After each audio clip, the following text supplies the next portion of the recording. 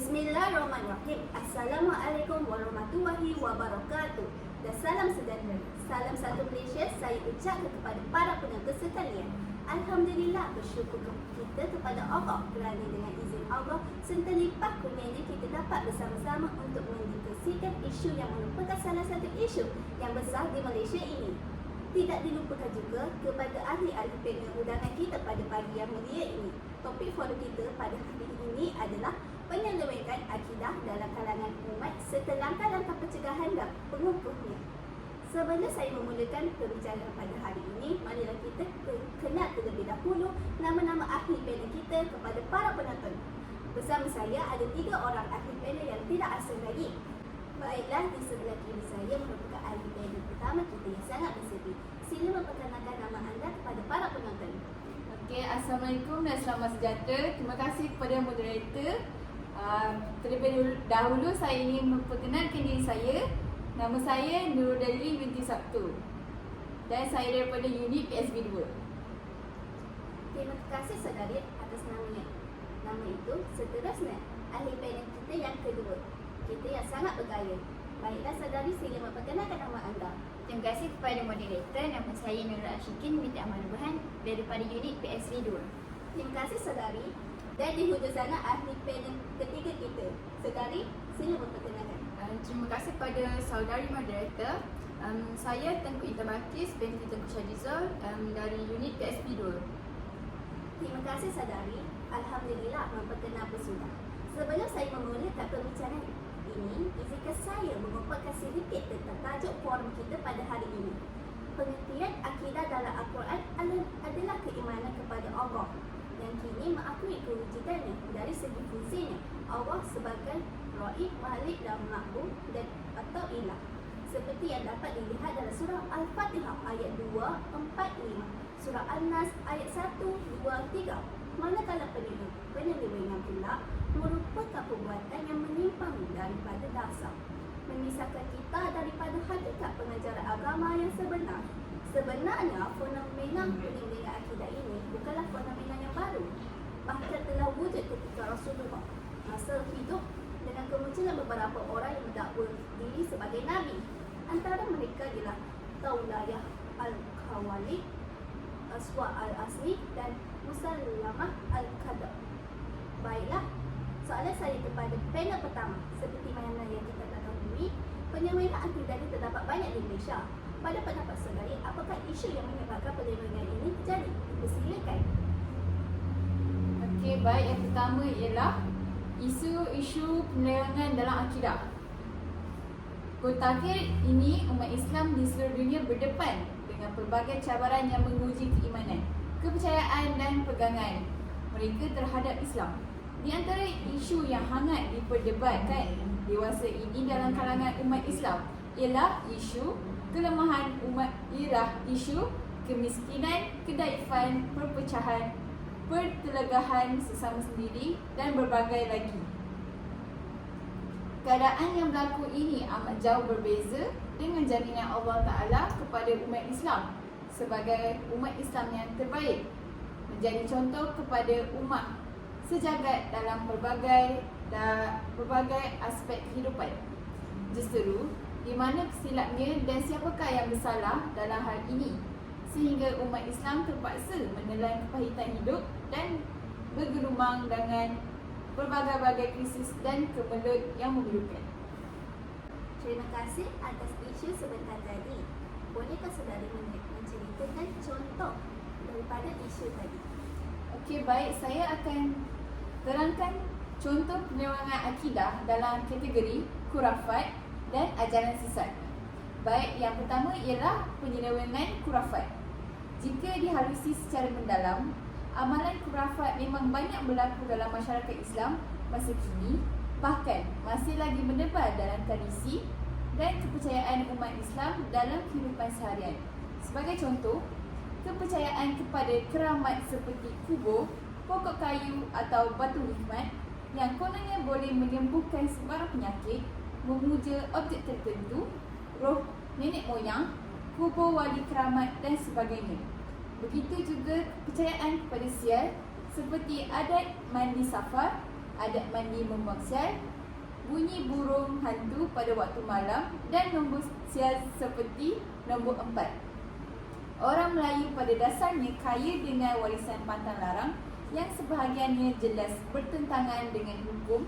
Syarat seperti anak gadis dilarang menyapu pada waktu malam, dikuatiri menjadi andartu, tidak boleh keluar rumah ketika gagak berbunyi, dan adat melenggang perut. Itulah antara kepercayaan serta amalan khurafat yang masih wujud dan berakar umbi dalam setiap sendi masyarakat Islam. Baik, yang kedua ialah penyelewengan ajaran sesat. Sejarah dan contoh ajaran sesat telah diterangkan pada tajuk sebelum ini. Namun, kupasan pada kali ini akan berkisar kepada medium ajaran sesat. Ajaran sesat boleh dikenal pasti melalui pengajaran, kumpulan tarikat dan amalan tradisi. Penyusupan ajaran sesat melalui kelas-kelas pengajian agama bermula pengajian asas sama ada bersangkutan akidah, syarikat atau akhlak.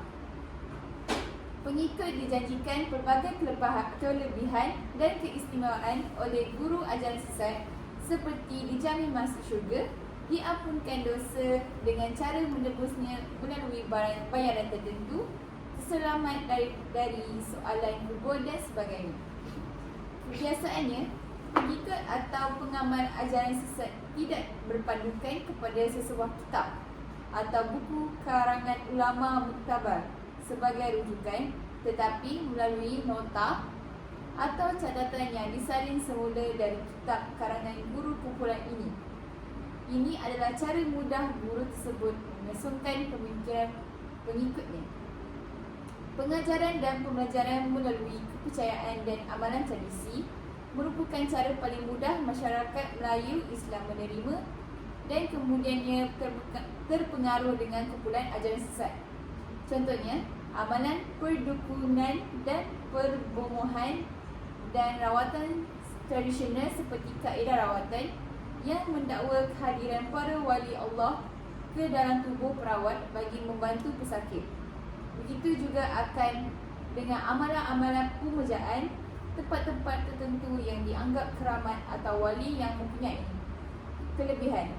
Sebagai contoh, amalan memuja kubur, busut atau bukit, kepercayaan kepada kuasa kesaktian melalui amalan seni mempertahankan diri, berdukun, perbomohan, mendakwa mendapat ilmu daripada mimpi, orang halus, sahabat, syekh tertentu melalui isyarat dan juga amalan kedua. Itu sahaja daripada saya. Berpaling kepada moderator.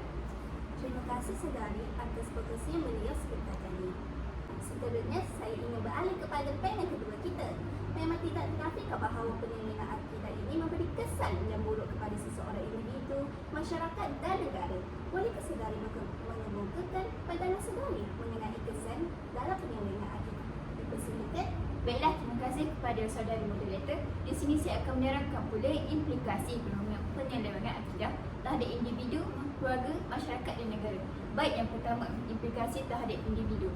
Melihat kepada perkembangan ajaran sesat yang semakin banyak bercambah bahagikan cendawan tumbuh selepas hujan, timbul satu persoalan, setakat manakah ajaran sesat boleh memberi kesan kepada keislaman dan keimanan seseorang mengikut dan pengasas ajaran tersebut.